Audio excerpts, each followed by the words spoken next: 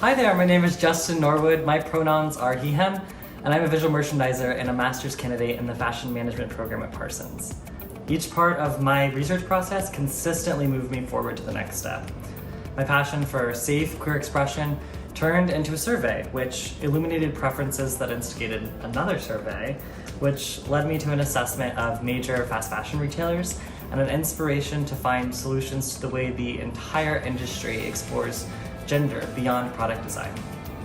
How do we make retail a safe place for all? How can we help consumers get more of what they want? How do we ultimately make more money? Genderless merchandising is absolutely a good start. I've loved the unique, transformative nature of clothing for as long as I can remember. And as a queer person, in many ways, clothing has been the key to me understanding myself and feeling confident in my own skin. Part of that confidence came from working past the fear of ridicule I had internalized and learning that clothing designed for women often met my tastes better and allowed me to express myself more freely. Of course, this comes with the occasional snide comment or uncomfortable glance. This was the impetus for my research, wanting to create a safe, inclusive, and inspiring shopping environment for queer people and to allow them to feel empowered to express themselves through clothing just like I do. What I came to discover was that combining this passion of mine with consumer analytics would not only make retail more inclusive, but could also drive sales by aligning with Gen Z's contemporary purchase patterns. I started my research through the LGBTQIA queer lens. I surveyed 100 queer consumers, the majority of which were under the age of 30. They were asked about their shopping habits, preferences, and most importantly, how store layouts impacted their shopping experiences. Words came up like exclusive and hostile, some saying that they avoid stores altogether because of the dysphoria gender merchandising causes for them. While this alone would motivate me enough to want to change the store experience, I also couldn't help but to think about the millions of dollars lost by not effectively tapping into the $3.7 trillion queer market. What struck me most about the survey of queer consumers was how many of their concerns with gendered merchandising had as much to do with feeling like their preferences were not being catered to as it did with non-queer specific pain points like sizing and all. I came to the realization that perhaps gendered merchandising was not just affecting queer people but all consumers.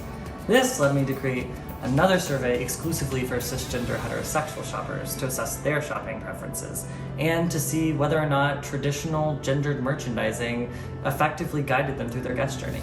Ultimately, the results were very illuminating. Only a little over half of cisgender straight consumers felt comfortable shopping for clothing that allowed them to best express themselves, even with the stores catering to their gender expressions.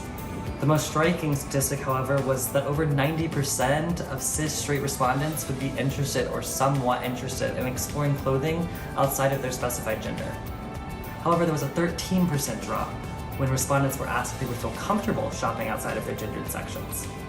If this many heterosexual consumers have interest in clothing across the binary, replacing genderless merchandising with more intuitive, storytelling-based and functional layouts would essentially double product exposure, which could drive units per transaction, dollars per transaction, heightened conversion rates, all while creating a more shoppable retail space for queer consumers. More strategic layouts that did not use gender as the sole determiner of product placement would capitalize on the interest that so clearly exists from all consumers to try more diverse styles. My survey results led me to an extensive content analysis of 6 major fast fashion retailers: Zara, Urban Outfitters, H&M, Lululemon, Adidas, and Uniqlo. I created a scale scoring system to quantify merchandising quality both from the perspective of queer accessibility and also objective merchandising principles like storytelling, composition, and overall impact. Even stores whose design teams had already started to lean into the genderless trend had not fully capitalized on it in their merchandising, still separating men's and women's clothing even with the same silhouette. Some made small efforts to explore non-binary mannequin dressing, but only in the context of explicitly gendered stores. Many of the retailers with high volumes of product had extremely chaotic, messy displays, presenting opportunities to the merchandisers to scratch everything and start over with a genderless strategy that better distributed and balanced product. When I assessed the results of both surveys and the content analysis, what struck me the most were the overlaps between merchandising weaknesses and guest frustration. Not only could queer and cisgender straight consumers express what was not working for them regarding merchandising and store layout, but they literally themselves offered solutions. For example, some recommended putting men's and women's t-shirts together to increase design and color assortment. Some suggested to pocket the store by color and style or function. One literally said, "Why aren't they just separated by cut and style? This accommodates boobs, this doesn't. Clothes organized by cut, style, color instead of gender."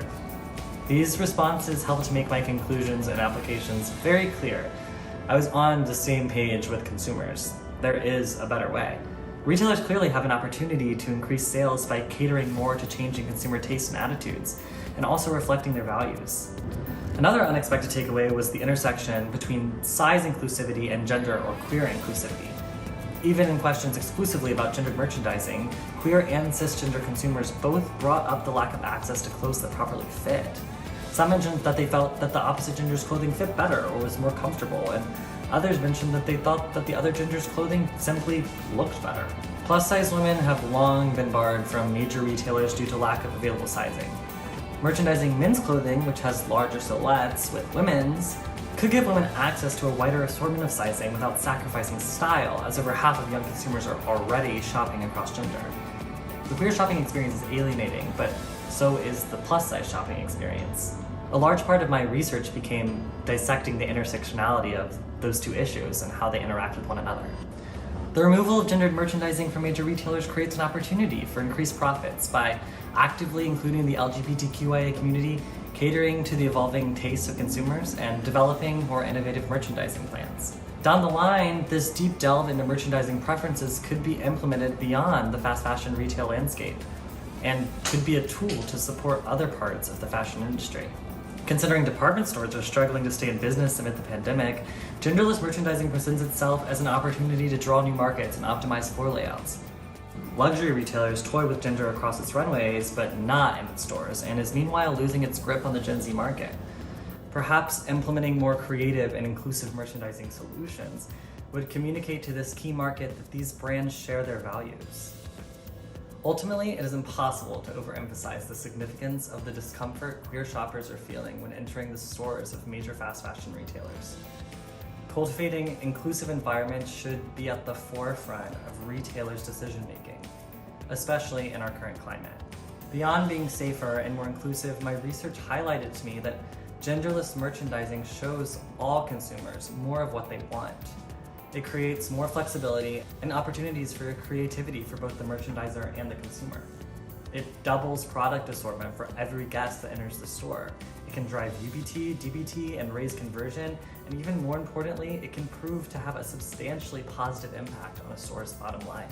Thank you so much for joining me as I walk you through my research project. This topic is something I'm very passionate about and is very personal to me, and I look forward to seeing how it evolves as I continue through my career in merchandising.